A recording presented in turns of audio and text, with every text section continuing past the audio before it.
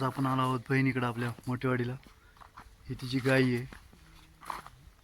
रात्री तिच्या गाईनी एक वासराला जन्म दिलेला आहे छोट्याशा. चला तुम्हाला तिचं वासरू दाखवतो. मित्रांनो हे पहा, हे आहे त्या गाईचं छोटंसं कालवड. ते आपल्याला बघून घाबरतंय.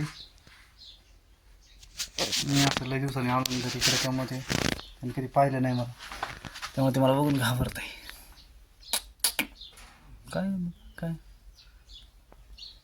आतमध्ये छोटं छोटं आहे, हारणाच्या पिल्लावाने दिसतंय. छोटंसं खूप क्यूट आहे.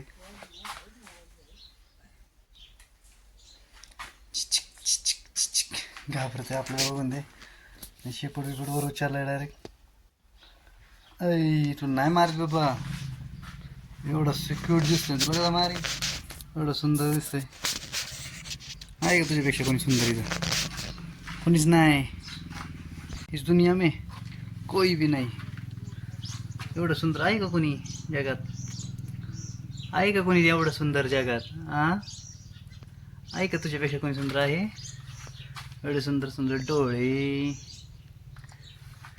मित्रांनो कसं वाटलं तुम्ही मला हे मला कमेंट करून सांगा.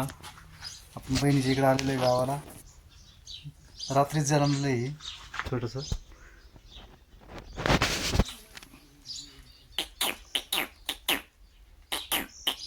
अरे हरणाचं पिल्लू आहे काय? गाईचं वासरू. बाय बाय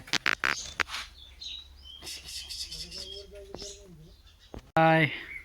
अरे कसं करतोय. अरे हो, त्याला आतमध्ये एकदम सेफली ठेवलेलं आहे. कारण बहिणीच्या इकडे ना पूर्ण बिबट्यांची भीती. रात्री 2 बिबट्यांनी कुत्रं घेऊन गेलेले त्यांचे. 2 दिवस झाले त्यांचं कुत्रं येत नाही आहे. असं इकडं पूर्ण वावर पूर्ण पॅक असल्यामुळं कुठंही भीती असू शकते, त्यामुळं त्याला पूर्ण बंदिस्त ठेवतात.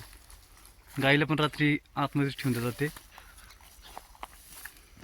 तुम्ही पाहू शकता तुम्ही. दिवसा पण इथं खूप असं शांत वातावरण आहे, त्यामुळं सांगता येत नाही कुठून काय असू शकतं. आणि बरेच दिवस झाले महाराष्ट्रामध्ये बऱ्याच राज्यांमध्ये बिबट्यांची बऱ्याचशा घटना घडत आहेत.